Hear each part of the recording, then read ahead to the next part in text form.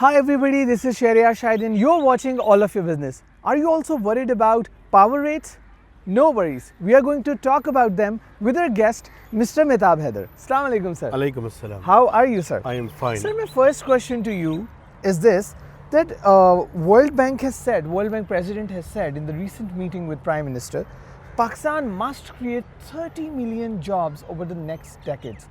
How do you see this, sir? Bismillah ar-Rahman ar-Rahim. Thank you very much for having me. Pakistan cannot create jobs without achieving high growth trajectory. And World Bank is going to provide $20 billion in next 10 years period under country partnership framework. Right. So one of the objective is to promote higher growth. And higher growth means creating job opportunities by promoting economic activities. And you know, the educated and skilled youth is coming into the market. And without achieving higher growth, this objective of creating 30 million jobs cannot be achieved. So it requires political stability, consistency in policies, and higher growth trajectory. For instance, Pakistan is all set to achieve GDP growth close to 4%. And Pakistan's population growth is 2.55%. Right. So now this is the time when we will have to focus more to achieve higher growth in the range of 5 to 6%. And that is the objective, to cater those who are coming into the job market, especially the educated youth. Sir, do you think, as an expert, do you think it is a very achievable goal for Pakistan? Actually, you know, whenever Pakistan achieves higher growth, it resulted into creating imbalances. And it should be the objective that without creating imbalances on fiscal front and external account front, Pakistan must achieve higher growth. And fiscal imbalances mean we will have to increase our revenues and reduce our expenditures. And on external front, Pakistan will have to ensure dollar inflows without creating debt. Right. It means Pakistan will have to boost foreign direct investment, remittances, and exports. Right. This is the way forward to achieve higher growth on sustainable and equitable manner. Right. Sir, my next question is really important one. IMF is about to visit Pakistan next month. Finance Minister has said this. So what would this visit be about, and what should we anticipate? Finance Minister yesterday appeared before the Senate Standing Committee on Finance. And after the proceedings, he talked to the media and he stated that IMF's next review is expected by end of the ongoing month. Right. So, Pakistan has already received, completed 2 reviews and released third tranche. Now, third review is scheduled to be held by end of the ongoing month, and IMF is expected to visit Islamabad for 10 to 15 days period, when where they will review under the extended fund facility program, and then the budget making process will also commence after it, because it is very important, because in the next review Pakistan and IMF are going to finalize the fiscal and budgetary framework for the next budget, and this review is very, very important for Pakistan. So, And after that review, Pakistan is going to receive another 1 billion tranche from the IMF. right, right. So, sir, do you think that we are in the right trajectory?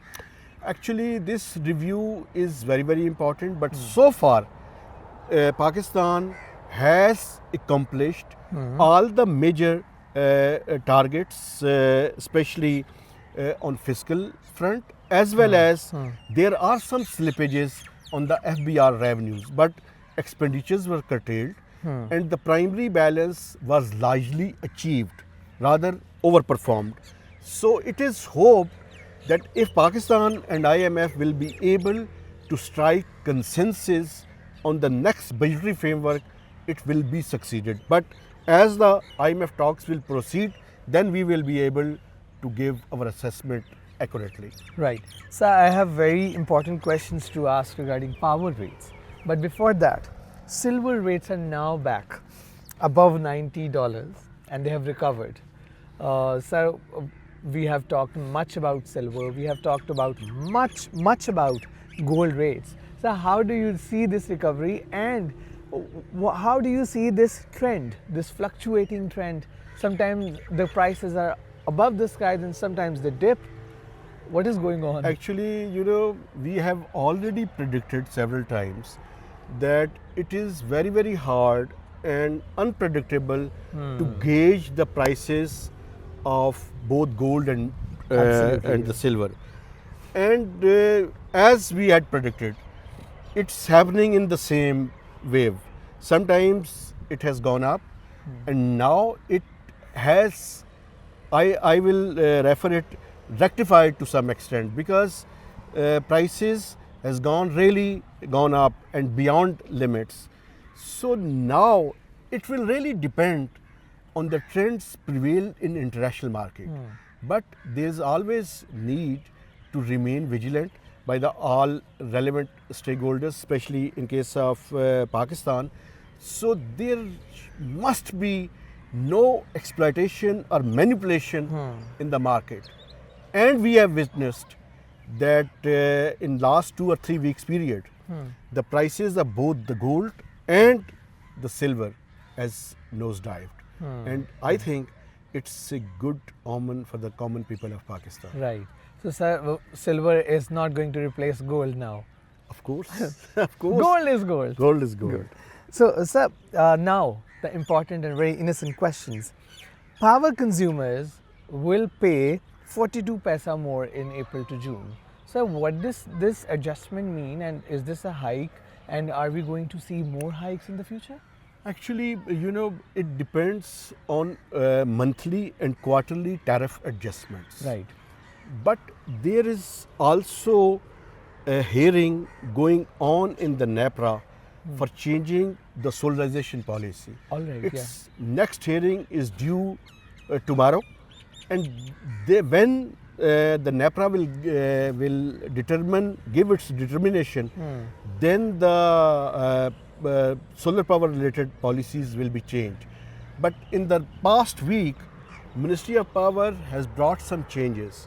For instance, if someone has installed a solar panel on his rooftop of 100 units, so he has got approval of 150 units. But some people have installed units beyond their capacity and beyond their approval. So it was scrapped, but then Minister for Power brought a change, and he stated that only the exceeding units which they have produced and bought back by the discos, only those units rates will be changed.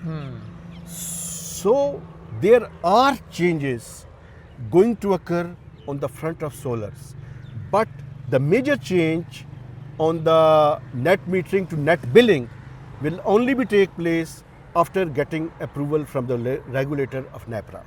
Right. Sir, having said that, LESCO has revised billing policy for net metering consumers. So what does this mean in simpler words? Actually, it cannot happen because they cannot do it without approval of the regulator NEPRA. I have already stated that the NEPRA hearing is expected on February 6, and probably they are going to finalize it, or they are going to take some more hearings. When they will give their determination on this policy, then it will be changed. Without the approval of the regulator, it cannot be changed unilaterally.